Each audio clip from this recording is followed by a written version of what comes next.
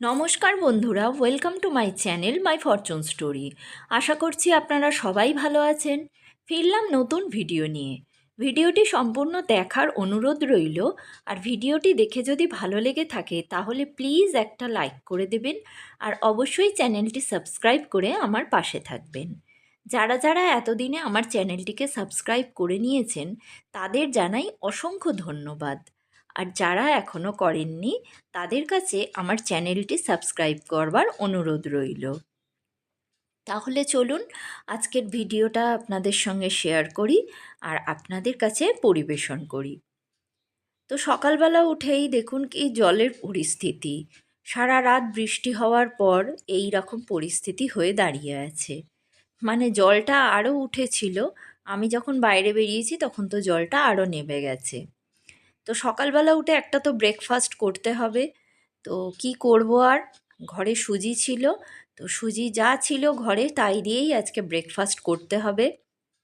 কারণ কি জানেন তো, কালকে আমি রাত্রিবেলা ভাবছিলাম একটু আনাজ মানে সবজি কিনে আনবো, কিন্তু সেটা আর কেনা হয়নি। কিন্তু না কিনে এনে যে কি ভুল হয়েছে সেটা আমি এখন বুঝতে পারছি। তো যাই হোক, সুজিটাও খেতে আমার দিব্য পছন্দ করে। আমি ভেবেছিলাম ও স্কুলে যাবে সেই সময় যেরকম আমি রোজ বাজার করি সেইরকম করে নেবো, কিন্তু এইভাবে যে প্রাকৃতিক বিপর্যয় আসবে বুঝতেও পারিনি।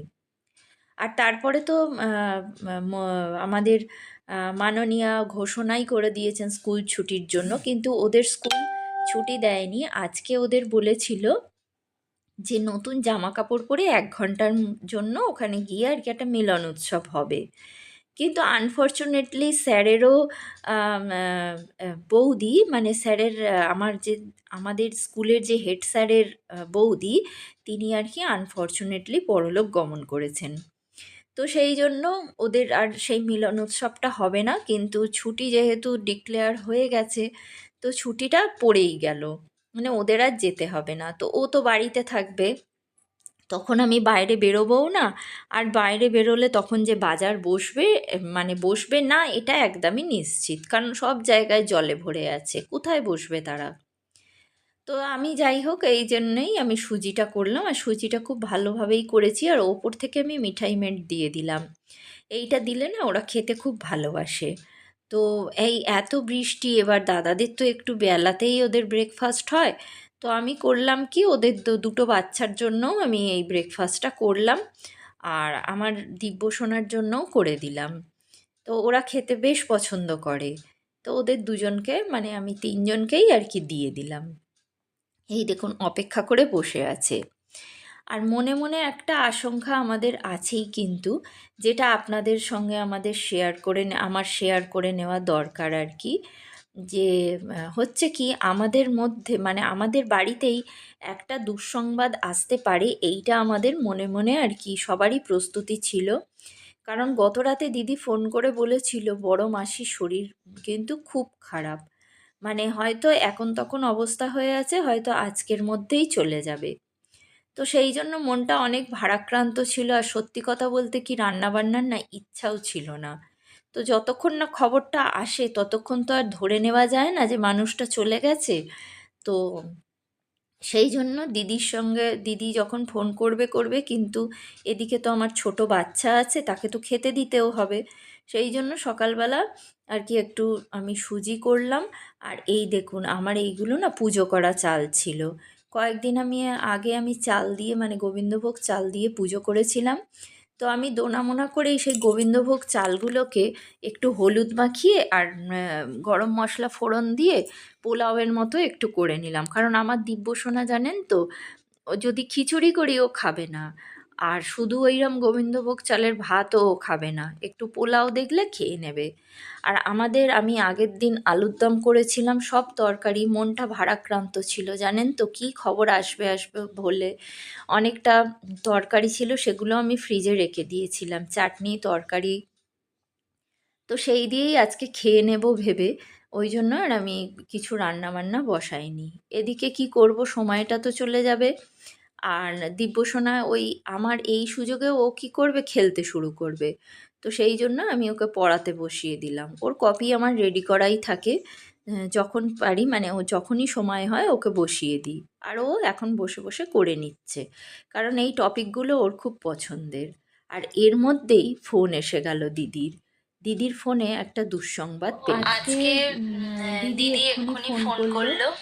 তো ফোন করার সঙ্গে সঙ্গেই আমরা বুঝতে পেরেছি কি খবর আসবে। তো আপনাদের অত্যন্ত দুঃখের সঙ্গে জানাতে হচ্ছে যে একটা দুঃসংবাদ এসেছে। দুঃসংবাদটি এটাই, আমি মানে এটাই আশঙ্কা করেছিলাম যেটা সেটাই হয়েছে, যে আমার বড় মাসি আর নেই এই পৃথিবীতে। বোন চলে গেল 5 মাস আগে, ঠিক 5 মাস পরে এই ডেটে এক ডেটে উনিও দেহ রাখলেন। তো দুই বোনের মধ্যে খুব ভাব ছিল, যেমন দুই বোনে সব জায়গায় বেড়াতে যেত, দুই বোনে এক ঘরে বসে বসে গল্প করত।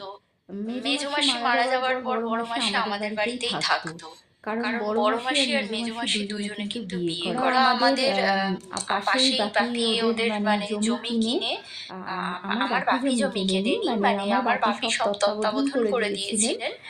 আর দাদা মানে আমার দাদুর টাকাটা দাদুরই ছিল। তো তত্ত্বাবধান করে ওদের আমাদের পাশেই বাড়ি করে দিয়েছিল নিমালিপুর থেকে ওরা যখন এখানে চলে এলো। তো তারপর থেকে ওরা এখানে থাকতো। তো মেজো মাসিও মারা গেল, দিদা মারা গেল, আরেকজন দাদু মারা গেল, মানে আমার মায়ের মানে দিদার ভাই আর কি, তিনিও এখানে ছিলেন। তো সবাই মারা গেল আস্তে আস্তে। তো বাপি বললো যে একা একটা মানুষ তো ওই বাড়িতে থাকা সম্ভব নয়, তা আমাদের বাড়িতেই চলে এসো। তো সেই থেকে বড় মাসি ছিল। আনফর্চুনেটলি 2019 না 20 হবে, 2020-তে লকডাউনের আগে বড় মাসির পা আর কি ভেঙে গেল। তো পা ভেঙে যাওয়ার পর তারপর থেকেই বড়দি নিয়ে চলে গেল, মানে আমার দিদি নিয়ে চলে গেল, আমার বড়দি নিয়ে চলে গেল ওখানে। তো ওখানে এতদিন ওখানেই ছিল দিদির কাছে, দিদি সব করতো ধরতো।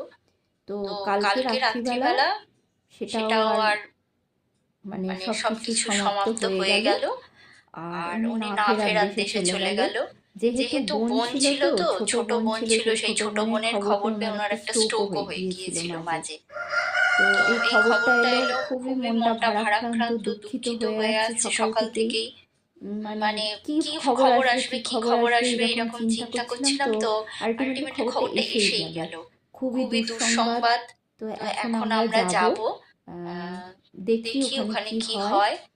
কি আর হবে, যা হবার একটা তো পরিণতি, মানুষের যে শেষ পরিণতি সেটাই হবে। তো ওখানে আমরা যাব, আর মুখাগ্নি দাদাই করবে। ওনার তো বিয়েও হয়নি, ছেলে সন্তান তো নেই। আমার দাদা আর বড়দিকে আমার মাসি পুরো নিজের সন্তানের মতোই মানুষ করেছে, আর বোনের সংসারকে আঁকড়ে ধরে এই সারাটা জীবন দিয়ে দিল। এই ছিল আমার মাসি। তো আজকে সেই একটা পুরো অধ্যায় সমাপ্ত হয়ে গেল। সত্যি মনটা ভারাক্রান্ত। ছোট থেকে দেখেছি, কথা বলেছি, কত কিছু শেয়ার করেছি, বড় তো হয়েছি। আফটার ম্যারেজ পর্যন্ত ছিলাম, তারপর ওনার সঙ্গে থাকিনি। তো যাই হোক, আমরা দেখি এবার যাই ওখানে। লাস্ট কর্তব্যটা তো করতে হবে, লাস্ট শেষ প্রণামটা জানিয়ে আসতে যাব। তো দেখুন, একটা জেনারেল কথা আছে, আর তার আগে বলে রাখি, আমরা যখন বাসে করে যাচ্ছিলাম রাস্তার এই অবস্থা ছিল, জল সরেনি। আগের দিন তো বাস বন্ধই হয়েছিল, আর এই পরের দিন এই অবস্থা। তো একটা কথা বলি কি, অনেকেই বলে বয়স হয়ে গেছে মারা গেছে, সে তো মারা যাবেই। হ্যাঁ, এটা ঠিকই, কিন্তু আর একটা কথাও জানেন তো, যে যে যার যত বয়স হয়, যে যত বয়সে যায়, সংসারের প্রতি তার অবদানটা অনেক বেশি হয়। তাই জন্য মায়া মমতাটাও সে হয়তো বেশি কালেক্ট করতে পারে, কারণ যার যেরম কর্ম সেই অনুযায়ী কিন্তু মায়া মমতা পড়ে। যে সংসারের জন্য করে তার জন্যই মানুষ কাঁদে, আর যে করে না তার জন্য কাঁদার কোনো ব্যাপার থাকে না। সে যদি কম বয়সেও চলে যায় তাতে কিন্তু কোনো দুঃখ থাকে না। আর আমাদের সমস্ত কাজকর্ম মিটে এই যে আমরা সবাই বাড়ি চলে আসছি। আর আমি সকালবেলা এই যে পোলাও করে রেখে গিয়েছিলাম, আর আগের দিনের আলুর দম ছিল, চাটনি ছিল, চাটনি দিতে তবে আমার দিব্য খেলো। যাই হোক, বাচ্চাটাকে তো খাওয়াতে হবে, না খাওয়ালে কি করে হবে। বাচ্চাটার জন্যই আমার চিন্তা, না হলে নিজে এসে না আর মুখে খাবার তোলবার মতো পরিস্থিতি ছিল না। দুঃখে বেদনায় মনটা না ভারাক্রান্ত হয়েছিল। তো তো এসে ওকে খাইয়ে একটু শুইয়ে দিয়েছিলাম আর নিজেও খেয়ে একটু শুয়ে পড়েছিলাম। এইভাবেই দিনটা খুব কষ্টের মধ্যে দিয়ে কাটলো, জানেন তো। তাহলে ভিডিওটি আজ এই পর্যন্ত রাখলাম, ফিরবো নতুন ভিডিও নিয়ে। ততক্ষণের জন্য সবাই ভালো থাকবেন, সুস্থ থাকবেন, ভগবান সবার মঙ্গল করুন।